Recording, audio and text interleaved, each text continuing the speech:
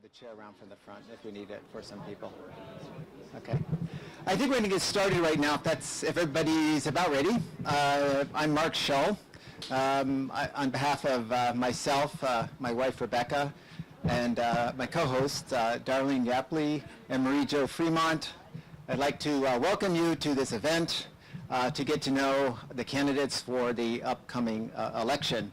Also, I'd like to recognize Lydia Koo, who is in the audience in the back, who is a current council member for participating as well. It's a little warm today, so feel free to kind of move around to try to stay in the shade and have some water and whatever else you need. But again, appreciate everyone coming out today, and now I'll turn it over to Darlene, who will be the moderator. Okay. Thank you, Mark, and welcome everyone. Just a few housekeeping items. We will be videotaping the event, and so I'll send out an email once it's available if you want to see it again. And if you need to use the restroom, it's in this workshop here. You just go right out here into the back. So that's available. And then today's agenda, we're going to start out by opening remarks from each of the candidates, followed by pre-submitted questions. Thank you for sending those in. And then we'll have live questions from the audience. And lastly, there'll be an opportunity to mingle individually with the candidates. So without further ado, let's introduce our candidates. Our first one is Pat Boone.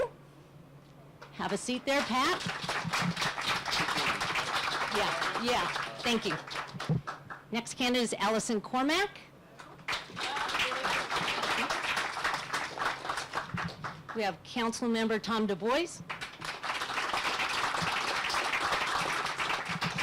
We have Council Member Eric Vilseth. And Council Member Corey Wolbeck. Okay, each of you will have 2 minutes, and I'm the first question. The only time the FAA takes action to address the airplane noise problem seems to be when litigation or the threat of litigation by cities. Assuming there's a reasonable legal case to be had on a scale of 1 to 10, with 10 being the highest, how would you rate yourself as a council member who will argue for legal action? Seems like a softball. Now, so this has come to us. I've been on policy and services for 4 years. I think when we were campaigning 4 years ago, a lot of these events were disrupted by airplane noise when the changes just started, kind of 4 years ago. So I've actually come out pretty strongly in policy and services and on council.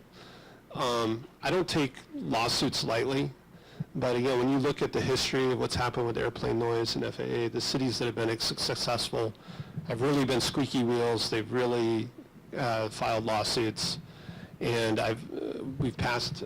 I argued for, and we passed, that we be ready as soon as we have a defensible legal argument. The FAA gives towns very short timelines, so when they announce a change, we have to be ready to analyze it, and if we think we have a case, to file a case. We've tried to work with communities around us. We've tried to work with the FAA. It's a federal issue. Cities have very little authority. It's really a very difficult situation. But cities like Phoenix, Newport Beach, and others have been able to impact takeoffs and landings. And so I do think, it is something that really impacts health and quality of life. And I think we should be willing to spend some money on a potential lawsuit, not frivolously, but we need a good reason to do so. And as the airplanes come in, I'm going to hand it off. So Tom, you didn't give us a number, 1 to 10. 10 being the highest. I would say 8 to 10. Where's the plane to go by? I'd say, I'd say if there's a case to be made, 10, and if there's not a case to be made, 0. Okay, because but I think we're all probably going to be in pretty much violent agreement on this. I mean, as Tom pointed out, with the exception of Phoenix, which kind of got lucky, right? I mean, the best protocol seems to be a real pain in the tail to the FAA over years and years and years, right? And I think that's what we got to do, right? And so I think legal recourse and litigation is clearly one of those tools. I'm looking forward to the fast-track legal process coming back to council. It was supposed to come, the proposal was supposed to come back, I think this week, but it got postponed because we got lots of stuff on our calendar and so forth. But I think it's important that we document that and we say, okay, that's the policy. And some of the people in this audience, helped generate that and goad the city into doing it. And good job, right? I think there may be other people we can pressure besides the FAA. Right, so we're all looking forward to seeing what happens with GBAS next week with SFO and how that evolves and so forth. And there may be stuff we can do with TRACON as well, right? But by and large, yeah, I think litigation needs to be one of the tools in the bucket for sure, right? But used appropriately, because all our G2 is if you litigate and lose, it actually may hurt your case in the future. So we got to pick our battles. Okay? Without sounding like a broken record, I think Eric summed up a lot of the key points here, right? That we have to make sure we've got a good case before we pursue any litigation without, again, just like with potential conditional use permits, I don't want to prejudice myself or give too much indication of our legal strategy, but yeah, if we have a case for litigation that would enhance things in the city and help Palo Alto residents, we should pursue that litigation, especially if that's the only way to get the ends that we seek.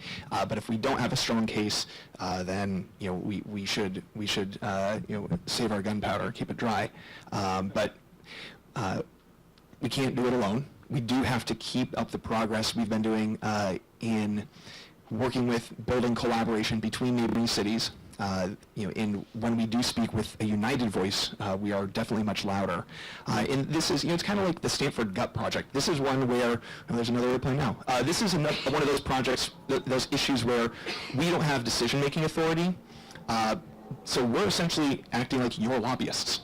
And so you organizing and bringing your message to us, as you've done and continue to do, is really helpful, because it helps us better understand the issues, gives us better ammunition and evidence and data, and gives us the encouragement to keep going and keep up the fight.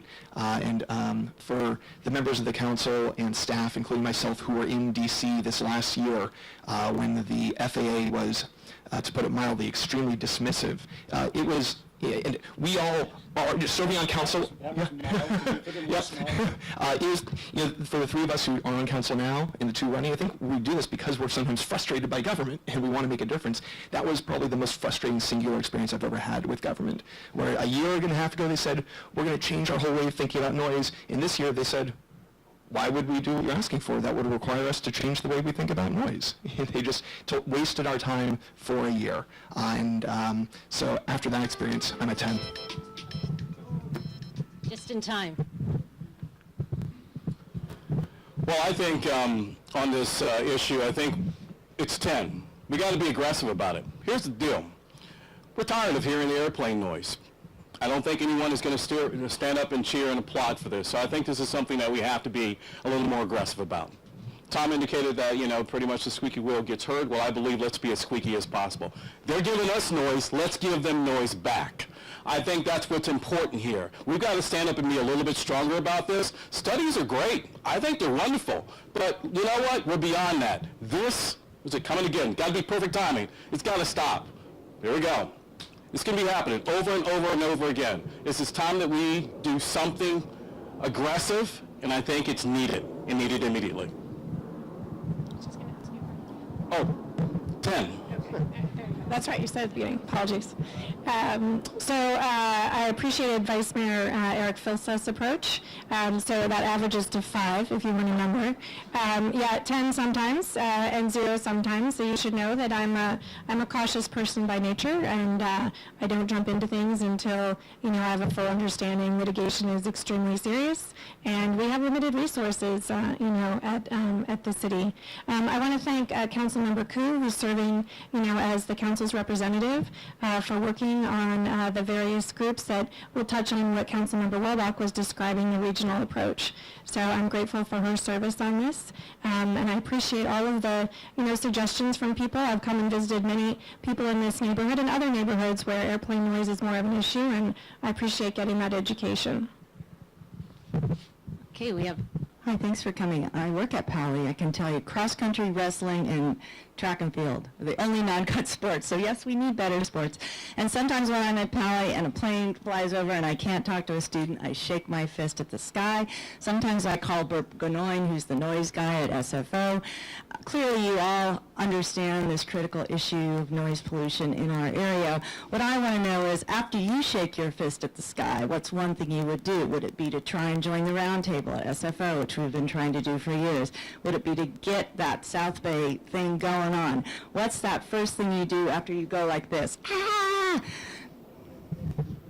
Well, I'll start, and I'll be brief. I think we're doing some of the right things already. I think we're doing the South Bay Roundtable.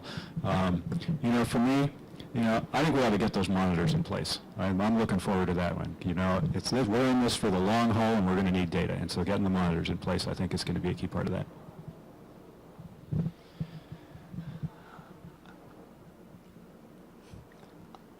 I call Darlene. I call Mary Jo Fremont. I work with the residents who know more about this than I ever will, because we have to be generalists, right? We deal with a whole range of issues, and we have incredible members of our community who've dedicated a lot of time getting wonky on this stuff. So for me, that's the first step, is to always make sure, hey, am I really understanding the latest? Because I know you guys are paying closer attention, because you're not dealing with all the other stuff we're dealing with. And then secondly, work with our colleagues and with our city staff, right? And that's just the process that I try to use with any issue, right? Talk to the people in the community, talk to my colleagues, talk to city staff, and then talk to people in neighboring communities and say, hey, how do we work together? How do we take our voices and add them together so we can actually achieve change? And hopefully, I always say hope is not a plan. So we're putting the pieces together for our plan. And then hopefully there will also be, some people in D.C. who actually are interested in listening to concerns from California and concerns from Palo Alto, so that we can get some of these things addressed. So basically, keep going with the plan that we have and double down. I think we need to put more pressure on our congressional delegation. We need to get them to work with us in Washington. I mean, they're there, they work in Washington, so they need to put more pressure on the FAA. And I think we need to look at more paths. I think we need to look at path changes. I think that's important. Yeah, I do the hand up in the air as well. I'm with you on that one, tremendously. So I think, yeah, it's agreeable that, here, as a city council member, you cannot change the path. You cannot really have authority over that. But I believe that the ones that can, we need to put even more pressure on them to make sure that they can take care of this issue, because this is only going to get worse. We've got more paths that are certainly going to be coming with more people working here in the Bay Area. So we all can't keep doing this and nothing be done. Something has to be done, and we need to let that be known. I think the biggest issue that we deal with any issue is that we have to realize that what we're dealing with right now, it's bad. But if nothing changes, it's going to get worse, and that is a guarantee. So putting pressure on congressional delegation is the number one thing I like to do. I think I agree with everything these guys said. Sound monitors, pressure on our federal representatives, listening to the experts in our community. Again, the elevation makes all the difference with sound, and if we could just push them up over the 5,000 feet or more, I think a lot of the sound issue will disappear. So I think we've talked about lawsuits, and I think we just need to keep the pressure on to really adjust some of those conditions. And I would like to say, so Karen Holman is here. She's running for the Open Space Board, Mid-Penn Open Space. And I think it'd be great to get her on that board and have that board also be advocating for less airplane noise, because a lot of that noise is coming over our open space, impacting nature as well as residents. Okay, let's all thank our candidates for participating.